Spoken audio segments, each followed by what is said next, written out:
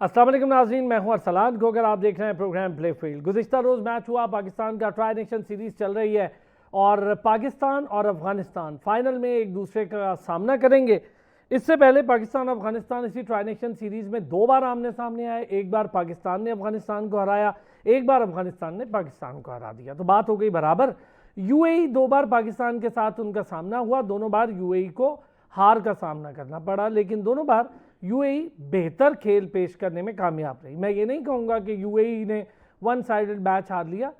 अबरार एक दफ़ा बहुत अच्छी बॉलिंग कर गए और फिर हमने देखा कि एक मैच में दूसरे बॉलर बहुत अच्छी बॉलिंग करके, तो Abrar is a good prospect. और मुझे लगता है कि T20 के लिहाज से अबरार थोड़े बेहतर हुए हैं, थोड़े सुलझ गए हैं। अब शायद उनका टाइम है कि वो खुलकर अपनी परफॉर्मेंसेस हैं। दूसरी तरफ फ़हीम अशरफ विकेट ले सकता है, तो शाहीन, हारिस रऊफ़ क्यों नहीं ले पा रहे उस तरह विकेट। हालांकि हारिस रऊफ़ ने इसी टूर्नामेंट में ली भी हैं, लेकिन जहां पर हारिस रऊफ़ विकेट लेते हैं वहीं पर एक आध ओवर ऐसा करते हैं कि हम डर जाते हैं। कल का मैच जो गुज़िश्ता रोज़ का मैच था, बहुत सारे एलिमेंट्स हैं उसके। कई बड़े बड़े जय्यद क्रिकेट पंडित ये कह रहे हैं कि साइम अयूब ओवर रेटेड हैं। उन्होंने ये भी कहा कि मोहम्मद हारिस बोझ है, लेकिन चूंकि मोहम्मद हारिस को खामोशी से सपोर्ट करना है, कह दिया चेयरमैन साहब ने अपने ट्वीट पर कि खामोशी से सपोर्ट करें। अब मोहम्मद हारिस जो कि बाबर आजम के मेंटोर बनने वाले थे और बनते बनते रह गए, और उन्होंने ये कहा कि बाबर आजम को ऐसे खेलना चाहिए और वैसे खेलना चाहिए, लेकिन किसी ने उन्हें नहीं बताया कि भाई आपको भी ऐसे खेलना चाहिए और आपको भी वैसे खेलना चाहिए। जितने मौके मोहम्मद हारिस को मिले हैं, इतने मौके अगर हसीबुल्लाह को मिलते, इतने मौके रुहेल नज़ीर को मिलते, इतने मौके अगर शाहजेब जो अंडर 19 का एक चैम्पियन प्लेयर है उसको मिलते, या शमाइल को मिलते, इतने मौके जितने मौके इनको मिले, इरफान न्याजी को मिलते इतने मौके मुसलसल, इतने मौके तैयब ताहिर को मिलते मुसलसल, तो मैं नाम ले सकता हूँ, आई कैन नेम इट। इतने ही मौके अगर आप एक अरसे से फरहान, साहिबजादा फरहान को दे रहे होते, शायद मामलात बहुत अलग होते और आपकी तस्वीर बेअक्सर मुख्तलिफ होती। हम एक टैलेंटेड टीम की तलाश में हैं। अगर हम सीनियर्स को साथ नहीं रखते तो हम फिर एक ऐसी टीम की तलाश में हैं जो कि राइट विनिंग कॉम्बिनेशन रखती हो, क्योंकि हमारा मुकाबला किसी नॉर्मल टीम से नहीं होने जा रहा। अच्छा लगे बुरा लगे, एशिया कप में आपका मुकाबला सबसे ज़्यादा दुनिया क्रिकेट की चंद तगड़ी, 3 बड़ी तगड़ी टीमों की अगर मैं बात करूं, उनमें से एक टीम से होने जा रहा, वो है इंडिया। और इसमें कोई दो राय नहीं है कि इंडिया की टीम बहुत तगड़ी है। इंडिया की टीम के साथ मुकाबला उसी लेवल पर, उसी स्किल की कैपेसिटी पर जाके करना पड़ेगा, उससे नीचे के मामलात नहीं चलेंगे। तो ये जो ट्राई नेशन सीरीज़ है, इस पर सिलेक्शन पर और हमारे कुछ ग्रास रूट लेवल पर ज़रा बातचीत करेंगे बड़ी डिटेल। जहांगीर खान साहब ने हमें ज्वाइन किया। जहांगीर खान साहब खुद भी क्रिकेटर हैं, क्रिकेट एक्सपर्ट भी हैं। साबिर हुसैन क्रिकेट एक्सपर्ट हैं, हमारा रेगुलर हिस्सा है, और सबसे अहम बात स्टैट गुरु हैं हमारे, तो साबिर भी साथ हैं। वसी शाह भी हमारा रेगुलर हिस्सा है, ख़ुद भी फर्स्ट क्लास और डोमेस्टिक क्रिकेट खेल रहे हैं।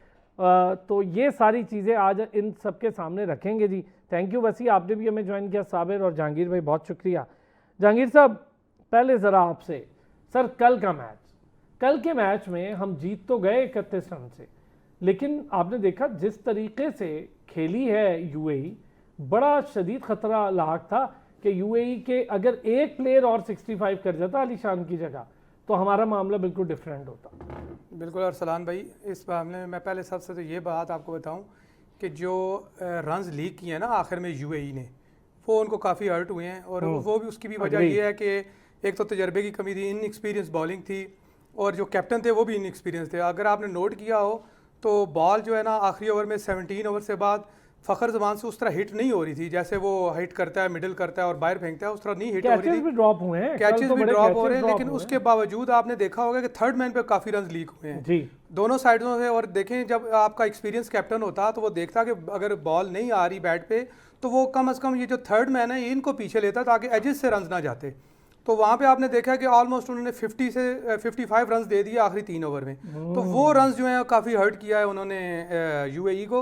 और फिर जब यूएई ने बैटिंग की तो जो उनके जो की बैट्समैन है दोनों, वसीम और आसिफ, तो वसीम तो अच्छा खेल रहे थे और लकीली वो इब्रार से 2 विकेटें भी मिल गई। अदरवाइज़ अगर आप देखें यूएई के जो है ना अच्छी कोशिश थी और वो ये मैच जीत सकते थे। सिर्फ वो मैं समझता हूँ कि वो तजर्बे की कमी की वजह से ये मैच हारे हैं।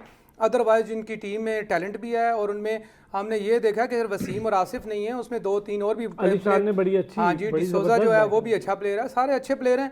लेकिन मसला ये है कि वहाँ पे तजर्बे की कमी है। अगर यहाँ पे उनका एक्सपीरियंस कैप्टन होता तो लास्ट में अगर ये 55 रन ना वो देते तो पाकिस्तान को बड़ी मुश्किल हो सकती थी। बहुत अच्छे। ये जो 55 रन का रप्चर हुआ है साबिर, इस पर थोड़ी सी बात लाजमी करें, क्योंकि हमने देखा फ़खर बहुत सही ठीक खेले, स्कोर कर गए, लेकिन जो गेम है ना, अच्छी टीम होती तो आपके कैच ना छोड़ती, 50 भी ना होती, फिर वहाँ पे कैचेज हो जाते। नवाज का भी कैच छोटा, इनके भी कैच छोटे। हारिस तो खैर हैं ही बहुत बड़े प्लेयर हैं, उस पर क्या बात करें हम। तो हारिस ने तो खैर 14-15 ही करने थे, तो उन्होंने 14 कर लिए, बड़ी बात हो गई। लेकिन खामोशी से सपोर्ट करना है। बाकी साबिर, पूरी टीम और हमारा स्कोर देखें। सबसे पहले बहुत शुक्रिया, अस्सलाम वालेकुम नाज़रीन को। देखें असलमान साहब, कल के मैच में देखें कोताहियाँ तो हर मैच में नज़र आती हैं, और उसको बेहतर होता है कि आप जीतने के बाद भी उनको आइडेंटिफाई करें और उनको रेक्टिफाई करने की कोशिश करें, ज़्यादा बेहतर होता है। जो बड़ी टीमें होती हैं वो हमेशा जो है अपनी जीत में भी गलतियों को ढूंढती रहती हैं।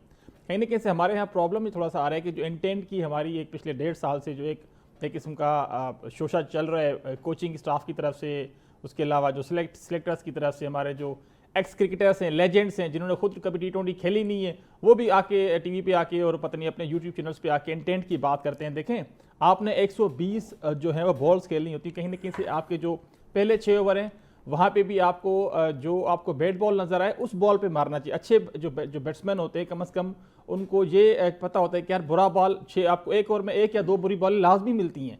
इसका ये मतलब है कि आपने 1-2 चौके तो अपने मारने, बाकी आपने सिंगल डबल लेना है। अगर आप फ़खर ज़मान थी कि काफ़ी अरसे बाद उनकी एक 50 आई है, उनके काफ़ी ऐसे टाइम हो चुका था जो उनसे बड़े स्कोर नहीं हो रहे थे। 7-8 मैचेस पहले उन्होंने शायद 45 प्लस स्कोर किया था। बांग्लादेश का जो पहला हमारा T20 था उससे पहले भी चले जाए, उसके बाद भी चले जाए, वेस्ट इंडीज़ की सीरीज़ हो जाए, ये वाली सीरीज़ हो जाए, तो उनको स्टार्ट तो मिल रहा है, मगर कहीं ना कहीं से वो उसको कन्वर्ट नहीं कर पा रहे। उनको ये याद करना पड़ेगा कि बाबर रिजवान जब टीम का हिस्सा नहीं, शादाब इस टीम का हिस्सा नहीं, तो अभी आपका रोल बनता है कि आप सीनियर प्लेयर हैं।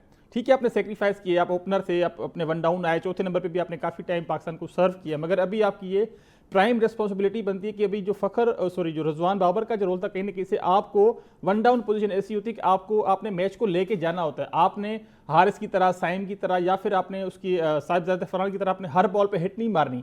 कल एक अच्छी चीज़ जो मुझे नजर आई फ़खर की बैटिंग में, हमने हमेशा देखा है, वो एक उर्दू में तो अब नहीं कहना चाहिए, मगर वो झाड़ू फेरने वाला जो काम है, वो कहीं जो मिड विकेट पे खेलते हैं उससे हट के उन्होंने कल शॉट्स मारी, जो एक्स्ट्रा कवर में सीधी स्ट्रेट बाउंड्री पे, और उसने ठीक है फैन लेग पे भी काफी चौके मारे। मगर कहने के ये कि अच्छा साइन है कि उन्होंने विकेट पे देखे। ये ऐसी पिचेस होती हैं कि जहां पे आपने जब अगर आप 15-20 बॉलें खेल जाते हैं तो इसका मतलब आपको एडजस्टमेंट हो जाती है कंडीशंस की। उसके बाद आप, क्योंकि शॉट्स तो उनके पास हर तरह के हैं, चाहे साइम हो, चाहे सलमान यागा हो, चाहे साहिबजादा फरहान हो।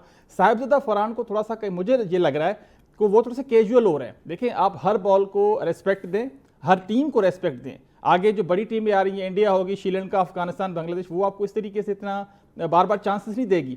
मैंने देखा है कि जो पहले T20 पहला मैच था, दूसरा मैच था, वो थोड़ा सा कैजुअल तरीके से आउट हो, या तो उनका फोकस नहीं सही तरीके से हो पा रहा, ठीक है ना, तो इस चीज़ को थोड़ा सा देखें। बाकी उनके पास भी हर तरह के शॉट्स हैं, वो भी मेरे ख्याल में 15 से 20 बॉल खेलने का मजा चखें। उसके बाद जब 40-45 जो रन होते हैं ना असलान साहब, वो आपकी जो इम्पैक्ट जो क्रिएट वही करते हैं, आपके 15-20 रन इतना नहीं करते।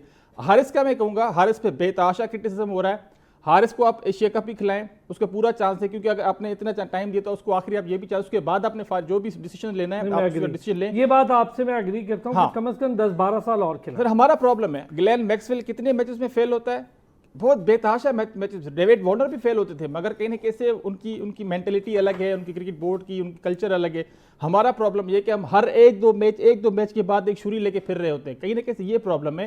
अगर आपके पास यही विकेट कीपर है, अगर आप समझते हैं गसीबुल्ला से बेहतर है, रिजवान से बेहतर है, रोयल नजीर से बेहतर है, तो फिर आप इसको लेके चले, एशिया कप खिला ले। आपके पास ऑप्शन थे, मगर इसके अगर आपने ट्रस्ट किया है, इसका कसूर ये है क्योंकि ये ओपनर है। अगर आप समझते हैं कि इसको आपने रन से अगर देखें, बेहतरीन कप्तान वो होता, इसको फखर की जगह 1 डाउन की पोजीशन पे लेके आता, क्योंकि नया बॉल अच्छा खेलता है, इसके पास हर तरह के शॉट्स है। आप उसको 7वें नंबर पे लेके जा रहे हैं, वो स्ट्रगल करेगा, इसने पहले भी किया है। आप इसको ODIs जो वेस्ट इंडीज के खिलाफ आपने खेले थे पाकिस्तान के अंदर 2022 में, उसमें भी आपने इसको 5-6 नंबर पे खिलाया था। जो इसके साथ ज्यादती है, शुरू से एक बंदा ओपनर खेला है, अच्छा तो हर बंदा हसन नवाज नहीं हो सकता। वैसी ज्यादती है हारिस के साथ।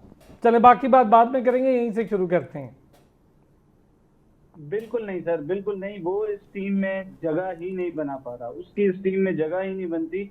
और आप हसीबुल्ला और इन चलें, ये तो यंगस्टर्स हैं और इनको सूनर और लेटर इंशाल्लाह मौका मिलेगा। रोहेल नजीर हैं, ये सारे अभी यंगस्टर्स हैं, इनकी 20-22 साल उम्र है। सर आप उस्मान खान को भूल गए हैं, जिसने हमारी पाकिस्तान क्रिकेट के लिए यूएई को छोड़ा ना। वो बस यूएई में वापस चले जाएं, माने बात, वैसी माने, मुझे भूलने दें, मुझे प्लीज भूलने दें। मुझे नहीं चाहिए ऐसे प्लेयर्स जिनका ना फुटवर्क हो ना उनकी बेस हो, प्लीज। मैं बहुत हार्श हो जाता हूँ कभी कभी, बहुत क्रिटिसिज्म भी मुझ पे होता है इस बात पे, लेकिन कोई बेस नहीं है उस्मान खान की। उस्मान खान बहुत बड़ा परफॉर्मर नहीं है, प्लीज इंटरनेशनल लेवल का तो एटलीस्ट नहीं है। इरफान नियाजी जरूर है, उसको खिलाना चाहिए। हाँ, आपको ओपनर के लिए एक अच्छा मुतबादिल तलाश करना है अगर आपने फखर को खिलाना है, वरना फखर ठीक है, फखर को खेलने दे। तो फिर ठीक है ना, फिर आप इस तरह करें कि हारिस को बाहर कर दें। साहिबजादा आपने विकेट कीपर लेके गए हैं, साहिबजादा से विकेट कीपिंग करवाएं। जितनी बैटिंग हारिस कर रहा है इतनी तो वसीम जूनियर, खुशदिल शाह और कोई भी कर सकता है। तो फिर ऐसे कर लें, ऐसे टीम में रकम को और साहिबजादा से कीपिंग करवा लें। अगर आप एज ए कीपर उसे लेके गए हैं और नहीं लेके गए हुए, तो ये आपके सिस्टम की नाकामी है कि आपके पास दूसरा कोई कीपर ही नहीं है रिजवान और हारिस के अलावा। तो ये तमाम चीजों को लेके चलना पड़ेगा। और दूसरी चीज ये है कि सर, जो कल के मैच की बात आपने की, सर देखें, आप इतनी यूएई और इन टीमों के खिलाफ, अफगानिस्तान से तो आप हार गए, चलें वो एक अलग चीज है, वो इम्प्रूव भी कर रहे हैं और चलें एक बुरा दिन आ ही जाता है। लेकिन आप यूएई के खिलाफ भी जब 50 करें और वो चांसलेस ना हो कि उसमें भी आपके 2 कैचेस ड्रॉप हों। नवाज का आपने उन्होंने कैच ड्रॉप किया और फिर उसके बाद आप 77 रन करें या 34-35 रन करें, तो वो तो मुझे नहीं पता कि इसकी क्या जस्टिफिकेशन होगी कि जब इंडिया के खिलाफ या ऑस्ट्रेलिया के खिलाफ, या चलें इस वक्त ऑस्ट्रेलिया को छोड़ दें, श्रीलंका या बांग्लादेश, इवन अफगानिस्तान के खिलाफ ही अगर आप खेल रहे हो और आप 150 पे टीम आउट हो जाए, तो आप अफगानिस्तान के खिलाफ भी डिफेंड नहीं कर सकते। फिर दूसरी बात यह है कि हारिस की बात को मैं यहाँ पे लाऊंगा। देखिए, मैं खुद यही कहता था कि हसन नवाज 4 या 5 पे नहीं खेल सके, क्योंकि उसने सारी क्रिकेट, ये जहांगीर साहब भी जानते हैं कि सारी क्रिकेट उसने एज एन ओपनर खेली है। लेकिन जब उसे पाकिस्तान टीम में मौका मिला तो उसने 5वें नंबर पे भी परफॉर्म किया, 4थे पे परफॉर्म किया। और बिल्कुल वो नंबर का मोहताज नहीं है भाई, वो लड़का नंबर का मोहताज नहीं है। और मैं अग्री हूँ, हसन नवाज एक पूरी टीम में, अगर मैं बात करूँ ना वसी, इस वक्त टैलेंट की, जिसको हम टैलेंट कहते हैं नए लड़कों में, Hasan Nawaz is far better than Haseebullah. Let me speak for this. अभी हसीबुल्ला को भी बहुत कुछ प्रूव करना है, लेकिन उसको मौका ही, हसन नवाज बहुत बेटर है आपका, बहुत हारिस से। हसन नवाज आपका बहुत सारे आपके अच्छे जो मुस्तरद बल्लेबाज हैं उनसे बेहतर है। इफ्तिखार का भी नाम ले लें सर। किसका? इफ्तिखार का। यार देखिए, इफ्तिखार तो लेजेंड है ना, इफ्तिखार तो लेजेंड है, इसलिए नहीं खेल रहे क्योंकि वो लेजेंड हो गए अब। लेकिन बहरहाल हसन नवाज बहुत सालों से बहुत बेहतर है। एग्जैक्टली।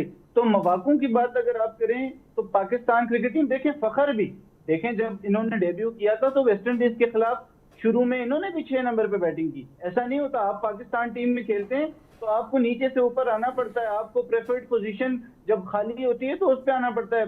बाबर आजम को देख लें, जब उन्होंने टेस्ट मैच में डेब्यू किया तो वो भी नीचे खेलते थे, जब मिसबा और असद शफीक वगैरह और यूनुस खान थे। लेकिन जब उन्होंने रिटायरमेंट ली तो ऊपर आए। लेकिन आप पाकिस्तान क्रिकेट टीम में जाके ये नहीं कह सकते कि भाई हमने तो इसी नंबर पे बैटिंग करनी है या हमसे इसी पे होती है, इससे नीचे इससे ऊपर तो हम नहीं खेल सकते। तो ये फिर आपके मोहल्ले की टीम नहीं है या आपके क्लब की टीम नहीं है। आपको पाकिस्तान क्रिकेट टीम में अगर खेलना है तो जिस जगह जिस पोजीशन में, इवन अगर मैं बैट्समैन से ज्यादा बॉलर की भी अगर बात करूं, एक बॉलर है वो कहता है कि भाई मैं तो सिर्फ नए बॉल से अच्छी बॉल कर सकता हूं, तो उसकी अगर उस टीम में अगर 2 अच्छे न्यू बॉल बॉलर्स हैं तो क्या आप उसको उनकी जगह शाहीन, चलें एग्जाम्पल ही लेते थे कि शाहीन की जगह आप किसी और को न्यू बॉल देंगे कि यार ये पुराने बॉल से बॉल नहीं कर सकता। ये तो स्किल्स डेवलप करनी पड़ती है ना।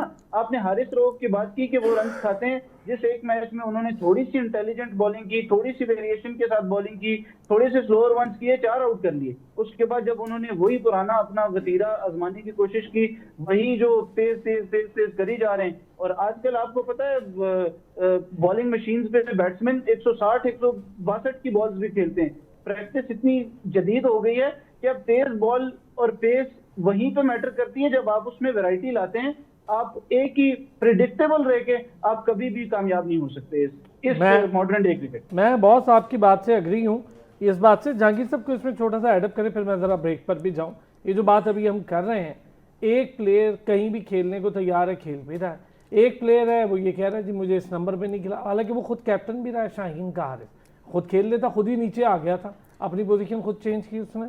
देखें, अगर आप एज ए प्रोफेशनल क्रिकेटर है ना, फिर तो आपको हर नंबर पे जाके खेलना चाहिए। इसमें आप ये कोई एक्सक्यूज़ नहीं है कि मैं ओपनर हूँ तो मैं 1 डाउन नहीं खेलूंगा या 2 डाउन नहीं खेलूंगा। लेकिन एक जो चीज़ होती है जो टीम मैनेजमेंट डिसाइड करती है, वो ये देखती है कि कौन सा प्लेयर कहाँ पे कंफर्टेबल है और कहाँ पे वो ज़्यादा बेहतर परफॉर्म कर सकता है। तो इस चीज़ को भी लाजमी देखना चाहिए।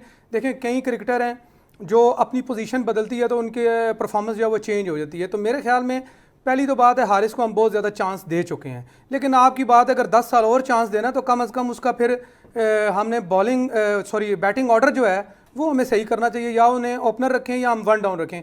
उसके अलावा अगर आप उनको पीछे भेजेंगे तो मेरा नहीं ख्याल कि वो पीछे कोई इफेक्टिव टीम के लिए साबित हो सकते हैं। हालांकि मैं बताऊं, हमें जो ज़रूरत है ना वो उस मौके पर है जहां पे लोअर मिडिल ऑर्डर होता है, क्योंकि हम कभी ओपनिंग में इतना फंसे नहीं है, मिडिल ऑर्डर भी इतना नहीं फंस रहे थे।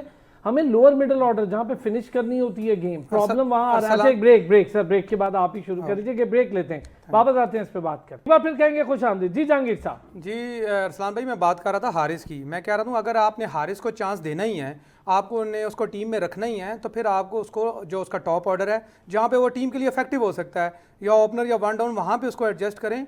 अदरवाइज अगर आप कहते हैं लोअर मिडिल ऑर्डर पे, मैं एक बात आपसे कह रहा हूँ, हमने इस पोजीशन पे हमें ज़रूरत थी तो हमने इफ्तिखार को ट्राई किया, आसिफ को ट्राई किया। आसिफ वाज बेटर, लेकिन आसिफ के साथ हमने जो वो जोड़ दिया ना, एक मैच में चलता है 10 मिनट, वो जोड़कर उसको थोड़े से चांस देके उसको बाहर कर दिया। हालांकि वो बेहतर था उस पोजीशन पे, उसका काम ही यही था, 5-7 बॉलें 8 बॉलें 10 बॉलें खेले, 17-20 रन करे और मैच। अच्छा, हमने उसको भी ट्राई कर लिया, आसिफ को भी, हमने इफ्तिखार को भी, हमने आजम खान को भी ट्राई किया, हमने इरफान नियाजी को भी उसी पोजीशन पे ट्राई किया, किसको ट्राई नहीं किया।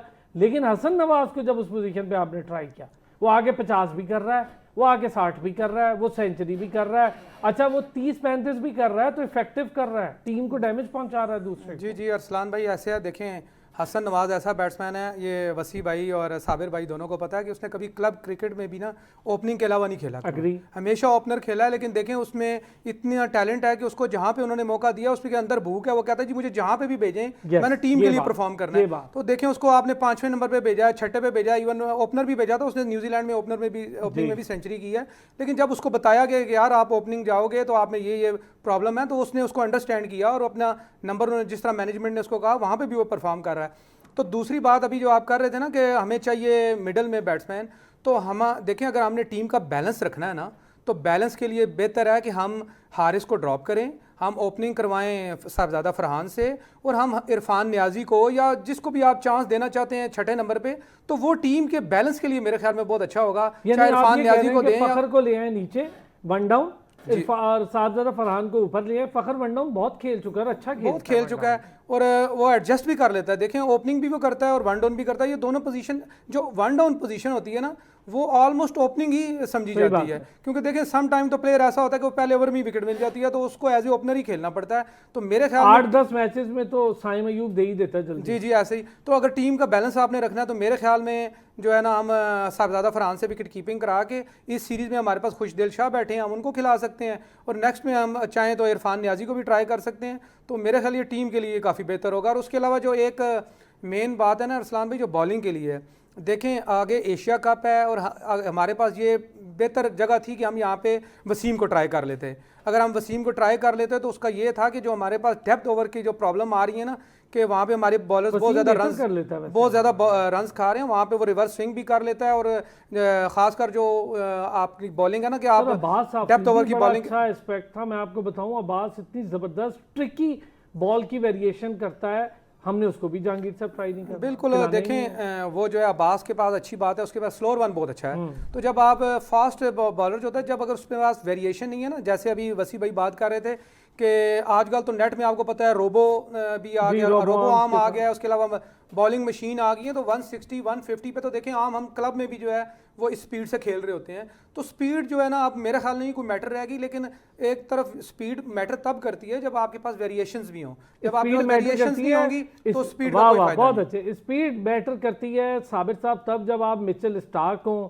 जोफ्रा आर्चर हों, फिर शोएब अख्तर हों, या तो आप वसीम अकरम, वकार यूनुस हों, एलन डोनाल्ड हों, तो आपकी स्पीड मैटर करती है भाई। यहाँ पे डेल स्टेन हो, स्पीड और साथ वैरायटी। डेल स्टेन को मारना मतलब कमाल होता था कि इतना पेस वाला बॉलर, और मैंने नहीं देखा उसको फ्लॉलेस किसी ने फैंटी लगाई हो। हाँ, बाबर आजम नो डाउट उस वक्त बाबर का बूम था, बाबर ने उसने शुरू में बाबर को तंग किया, फिर बाबर ने उसको बहुत ज्यादा तंग किया और उसने उसको एक्सेप्ट किया कि जितना टेक्निकली स्ट्रांग प्लेयर बाबर है, मुझे मजा आया उसको बॉल के।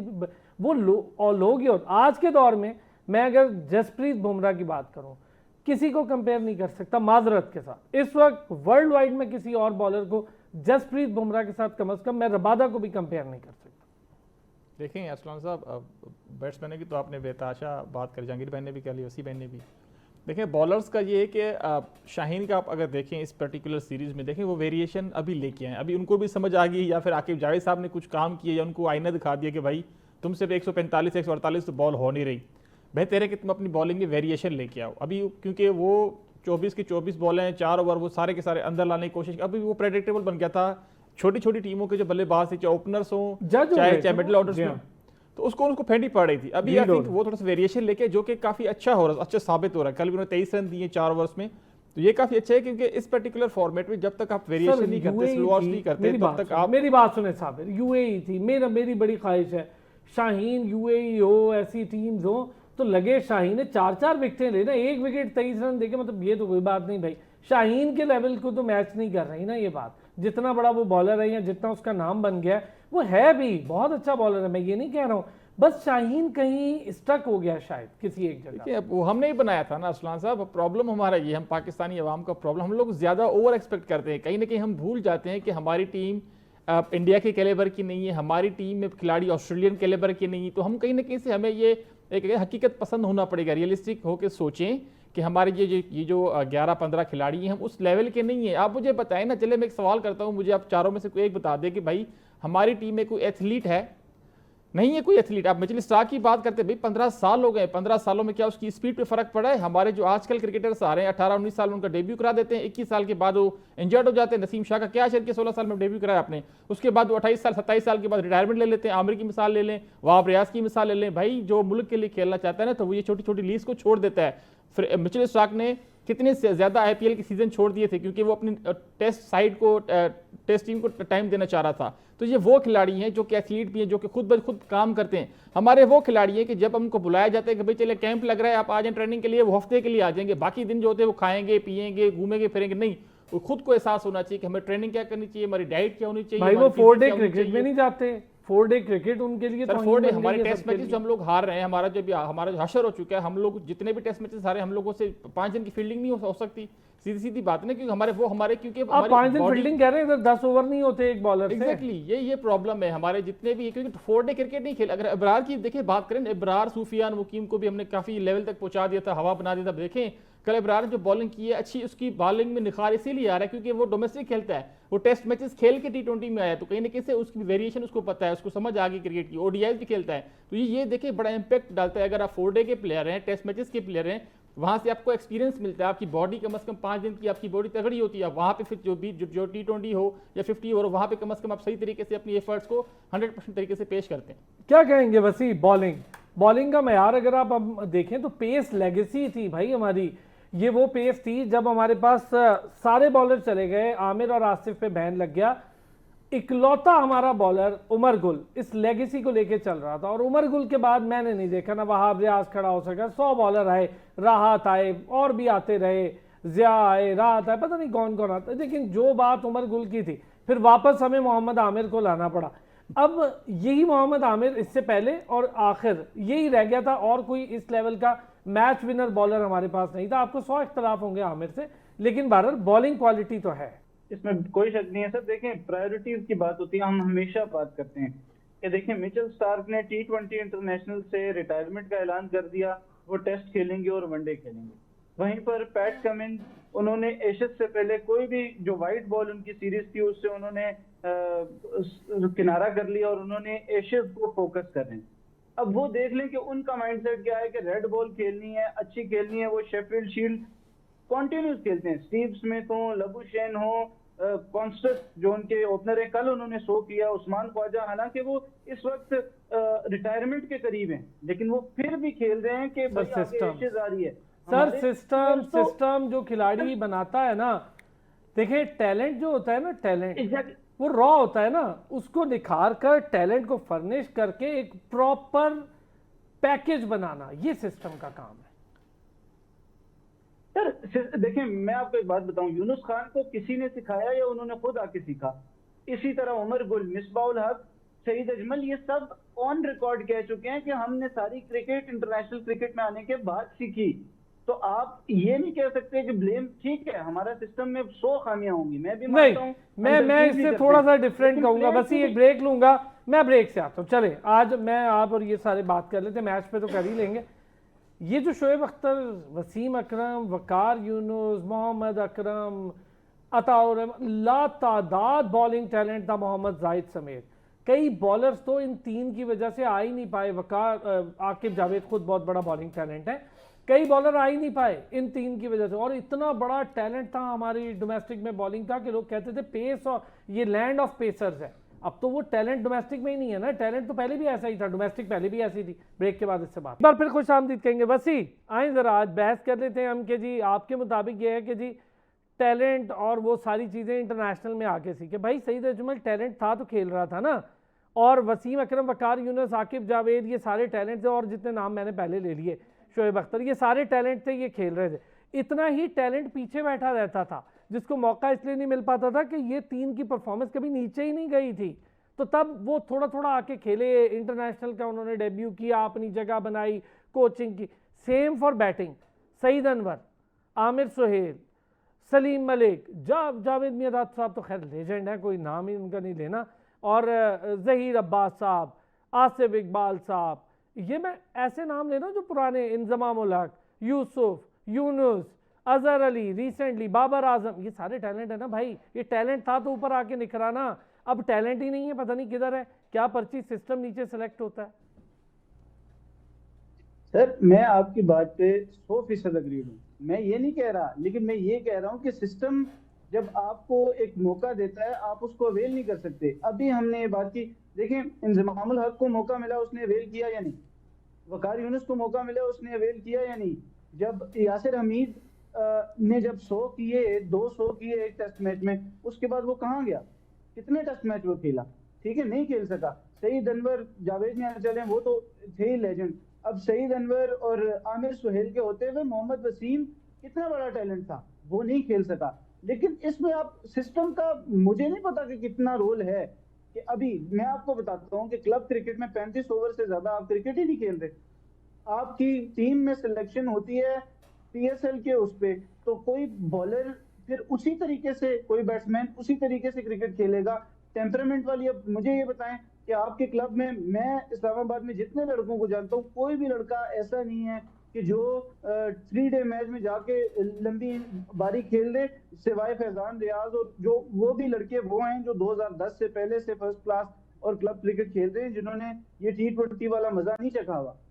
तो ये चीज आप देखें कि आप इवन हसन नवाज को देख लें कि जब वो क्रिकेट खेलते हैं, क्लब क्रिकेट खेलते हैं, तो आप उनकी कभी बैटिंग देखें तो वो भी 100 बॉलों पे 150 वाला प्लेयर है। अगर वो रेड बॉल से भी खेल रहा होगा तो वो टेम्परामेंट लाने के लिए वो आप किसी में टैलेंट वाइज नहीं कर सकते। आप टेम्परामेंट देखें, मैं आपको एक छोटी सी एग्जांपल देता हूं। कल और परसों जो इंग्लैंड का और अफ्रीका का मैच हुआ है, इंग्लैंड 131 ऑल आउट हो गई पहले मैच में, रैश शॉट्स खेल के कि भाई बस या तो 400 करना है या 100 करके आउट होना है। उसके बाद तनकीद हुई। हम जो लोग हैं वो हम अपनी गलतियों से सीखते नहीं हैं, और वो अंग्रेज, वो इंग्लैंड वालों ने एक दिन में अपनी मिस्टेक्स रेक्टिफाई की। 330 ऑलमोस्ट चेज हो गया था, 329 अफ्रीका ने बनाया और 324 इंग्लैंड ने बनाए। देखिए हार जीत होती है, लेकिन आप 131 ऑल आउट और 324 वाइड चेजिंग, और वो भी चेज में, वो भी चेज में। एग्जैक्टली 2 दिन के अंदर उन्होंने अपने आप को कितना रेक्टिफाई किया है, ये चीज हमारे अंदर होगी। अच्छा ये बताइए वसी, मैं जरा आपसे पूछूं, ठीक है बोर्ड के सिस्टम्स में, डोमेस्टिक में बड़े मामलात होंगे, लेकिन खिलाड़ी क्या अपने ऊपर डिपेंड नहीं करता कि भाई मैं भी कुछ सीख लूं, आ ही गया हूं तो सीख ही लूं। हसन नवाज को कोई उंगली थोड़ी पकड़ा रहा होगा, अभी नया नया बच्चा है, कोई भी नहीं कह रहा होगा भाई तुम यूं कर लो वैसे कर लो, खुद कर रहा है, उसका टैलेंट है, वो सीख रहा है, बेहतर हो रहा है। बाबर आजम को किसी ने बताया होगा कि अंडर-19 से तुम निकल के आए हो तो ये बड़ी क्रिकेट है, इसमें ऐसे खेलो, आया छा गया। सरफराज को किसी ने बताया होगा कि अंडर-19 से तुम्हारे, उल्टा प्रेशर था सरफराज पे कि उसकी रिप्लेसमेंट पे वकार यूनुस उन्हें पसंद ही नहीं करते थे उस वक्त, वकार यूनुस आने ही नहीं देते थे। अब आया उसने ऑस्ट्रेलिया जैसी जगह पर स्कोर किया, कैप्टन बना, टीम को लिफ्ट किया।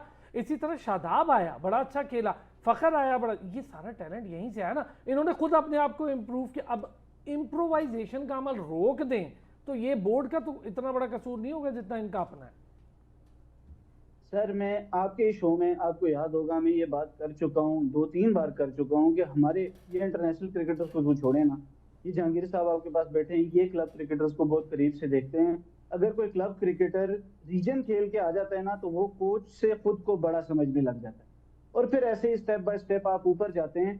तो हमारे प्लेयर्स जब कोई टैग लग जाता है, उसके बाद वो किसी कोच को कोच समझते ही नहीं है। वो समझते हैं कि हमने थोड़ी सी बड़ी क्रिकेट खेल दी, और अगर उन मैचेस में जो मैचेस उनको मिले उनमें अगर 50, 70 या 100 कर लें तो बस। अब आप उसमें एग्जांपल देख लेना, जो लड़के फिर ऊपर जाते हैं, जैसे शामिल है या शाहजेब है, या इवन आपने सरफराज की बात की। आप देखें, आपने सरफराज को टीम से दूर रखने की वजह से यूनुस खान से कीपिंग करवा ली थी एडिलेड में 2015 के वर्ल्ड कप में इंडिया के खिलाफ, ठीक है। फिर उसके बाद आपने उमर अकमल से कीपिंग करवाई, उनसे कीपिंग होती ही नहीं। उमर अकमल, ओह, आपने चले एक नाम लिया वसीम, मैं इस पे थोड़ी डिस्कशन करूंगा। जहांगीर साहब, दरवाजे खुले हैं एनसीए के उमर अकमल के लिए, तो क्या कोई उम्मीद लग रही है ऐसे, या सिर्फ उमर अकमल को प्रैक्टिस के लिए मौका दिया गया है? बट देखिए सीनियर प्लेयर तो वो था ना। मेरा पर्सनल ख्याल तो यही है कि उनको सिर्फ प्रैक्टिस के लिए बुलाना चाहिए। अगर उन, क्योंकि अभी आपके इतने इतने बड़े प्लेयर बाहर बैठे हुए हैं, तो उमर अकमल आगे क्या करेगा। लेकिन उससे पहले ना मैं एक आपको अरसलान भाई बात करूँ, आप अभी कह रहे थे कि जो प्लेयर्स की अपनी भी कोई जिम्मेदारी है कि वो उन्होंने अपनी टीम में जगह बनानी है और परफॉर्म करना है। अगर आपने 90s के कैंप देखे हो ना प्लेयर्स के, तो मैं तो उस वक्त स्टूडेंट था, तो मुझे बड़ा शौक था, जाके कैंप्स भी देखता था। तो वहाँ पे वसीम और वकार जो है ना, वो 15 ओवर के स्पेल करते थे, 4 स्पेल सिर्फ कैंप में, और ये बनते थे 60 ओवर्स। जब आप 60 ओवर्स बॉलिंग करते हैं ना एक दिन में, फिर आप जाके टेस्ट मैच में चाहे बॉलिंग करें, चाहे आप वनडे में करें या T20 में करें, आपका स्टेमिना आप खुद अंदाज़ा लगाएं कितना होगा जब आप 60 ओवर एक दिन में करेंगे। लेकिन उसकी वजह क्या थी? उसकी वजह ये थी, मैं मुझे ये भी ऐड कर, आपने बड़ी प्यारी बात की। मेरा तो इस तरह बहुत एक्सपीरियंस नहीं होगा इस चीज़ में, लेकिन हाँ, मैंने हैदराबाद के न्याज ग्राउंड में, न्याज स्टेडियम में वसीम अकरम को, छोटे होते थे वसीम को जाते मैंने देखा। वसीम अकरम PIA से खेल रहे, डोमेस्टिक खेल रहे थे सर, पूरा दिन उस बंदे ने बॉलिंग की, और दूसरी तरफ फास्टेस्ट बॉलर, यानी उसकी शेयर पेस हो, शोएब अख्तर, पूरा दिन उस बंदे ने बॉलिंग की। ये देखिए सर अरसलान भाई, वो ऐसे ना देखें, वसीम वकार इतनी मेहनत करते थे, क्योंकि उस वक्त आपने बेंच देखे ना, बेंच कौन सा था? बेंच में मोहम्मद अकरम बैठा हुआ था, बेंच में मोहम्मद जाहिद बैठा हुआ था, बेंच में आपके चीफ सेलेक्टर बैठे हुए थे जो अभी हैं, यानी कि इनको मौका नहीं मिलता था। तो आप इधर से अंदाज़ा लगाएं, जो एक दफ़ा टीम में जगह बना लेता था, वो ये सोचता था कि अगर मैंने मेरी डिक्लाइन पे गई तो मैं फिर बाहर हो जाऊंगा और मेरी जगह मुझसे टैलेंटेड बंदा अंदर आ जाएगा। तो अभी जो सबसे बड़ा जो प्रॉब्लम आ रहा है ना, हमारा बेंच मजबूत नहीं है। अभी वसी भाई ने एक बात बड़ी अच्छी की है कि क्लब क्रिकेट में अगर आप देखें ना, तो 35 ओवर से ऊपर मैच नहीं खेला जाता, बल्कि वसी भाई को आप बताऊं, अब नया ट्रेंड आ गया, अब तो 20 से ऊपर नहीं खेला जाता, क्योंकि PSL ने इतना अट्रैक्ट कर दिया ना नई जनरेशन को, कि अब वो कहते हैं नहीं यार 35 वाला भी लंबा है, अब 20-20 खेले, क्योंकि सिलेक्शन भी 20-20 से ही होनी है। दुनिया में भी यही हो रहा है, चंद बॉलर रह गए, ये रबादा शबादा, मिचेल स्टार्क, ये भी जा रहे हैं, पैट कमिंस हो गए। आप यकीन करें पूरी दुनिया का यही हाल हो गया है। ये 4-5 बॉलर्स हैं, Jasprit Bumrah, Pat Cummins, Mitchell Starc, मैं I can name it on a tips. तो इसके बाद ना बॉलर अब T20 पे लग गए। IPL ने इतनी क्रिकेट तबाह की, IPL को कहें, उसने क्रिकेट तबाह की। जल्दी से एडअप करें साबिर, इसमें डिस्कशन बड़ी मजेदार। मैं ये कर देता हूँ कि देखें, पिछले 10 सालों में जो हमारा हाई परफॉर्मेंस सेंटर है, NCA है, उन्होंने कभी कोई लिस्ट बनाई हो, कोई मीडिया में आके उन्होंने कोई प्रेस कॉन्फ्रेंस की हो कि भाई ये 10 fast bowlers, 10 spinners, 4 wicket keeper, 5 openers, 10 middle orders के बल्लेबाज हम जनाब तैयार कर रहे हैं, NCA में काम कर रहे हैं।